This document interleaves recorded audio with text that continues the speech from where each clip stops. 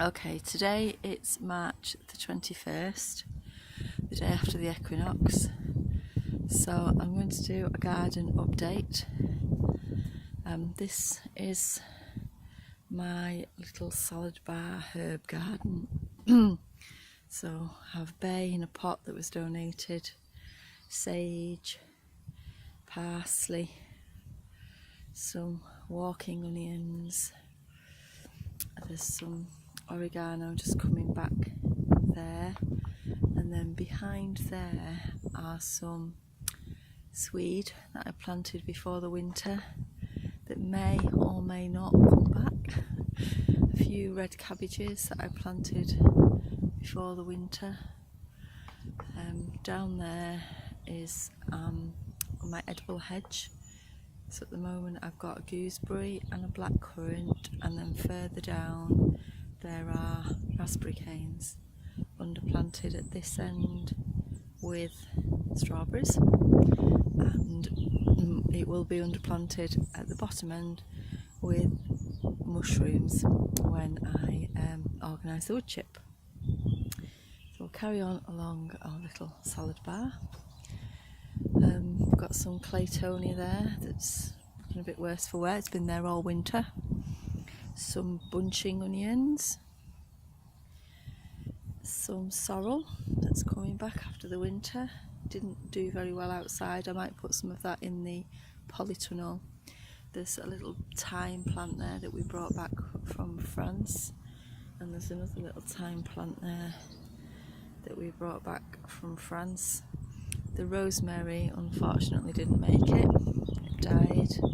I've got some daffodils in pots there just coming up, and the valerian has self-seeded, so I will pop that around the garden, pop it around the garden somewhere. The chives are coming back up, the rhubarb's coming back up. I had quite a lot of strawberries along here underneath the rhubarb, but it just wasn't light enough for them to fruit, so I've potted most of them up and I'll share them. I've got some rhubarb being forced under the pot there, and then various cuttings and bits and pieces along there, some winter savoury. We've got some winter savoury in the border as well over there. That's good, lasts all winter. So that's my strawberry runners, some plants all potted up, ready to share. I have, I'll go this way, tried to train my apple trees into an espalier veg. There's another rhubarb there that's just about peeking through. Put the snowdrops in the border just to brighten it up a bit. They were in a pot because I didn't know where to put them, and then I thought, well, the rhubarb's not up yet, and the rhubarb won't be up when the snowdrops are up. By the time the rhubarb comes up, the snowdrops will have finished, so the snowdrops can live there. And then I've got one apple tree. I did try, I don't know whether it's actually still alive, popping in a little apple tree kind of stick. I don't know if you can see it there. I'm not sure if it's still alive. If it's not alive, I might have to put something else there, maybe a pear. This is where a gate will go eventually. So we have apple tree underplanted with rhubarb and sea kale and more strawberries. Second apple tree, which seems to be a little bit more willing to go the way that I want it to go. And then I've just bought a bramley which will go here, so I'll have a cooking apple as well. And then this is in progress. This is going to be an edible border.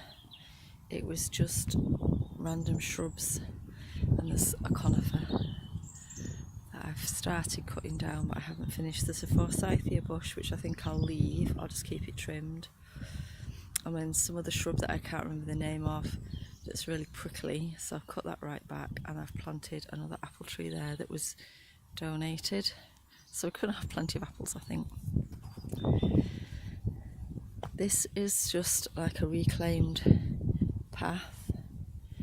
I've the end of the bed I decided to do hugelkulter with trimmings from the tree across the track, which we cut down last week.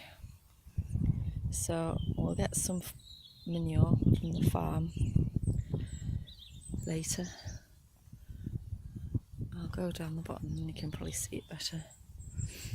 I put manure I put compost from the compost bin here, and there's onions and garlic and more onions. So that's the view down that long garden bed, which I think is about 14 foot long, something like that.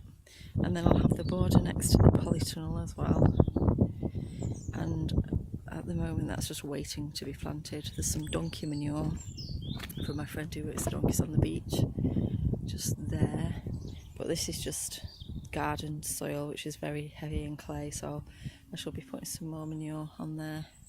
And that's a perennial kale, hopefully it will come back.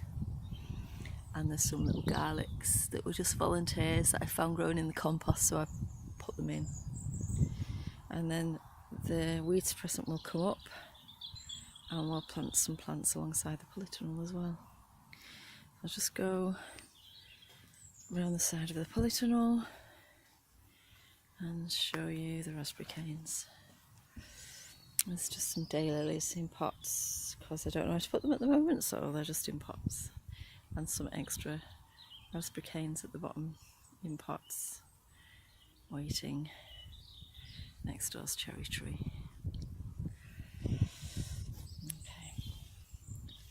Okay, so that's the main part of the garden. Now we've got this bed as well,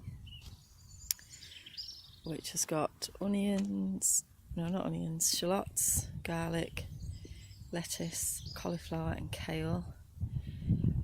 I've kept the cover on that all winter, and the cauliflower's not looking particularly happy, but I think they'll come back.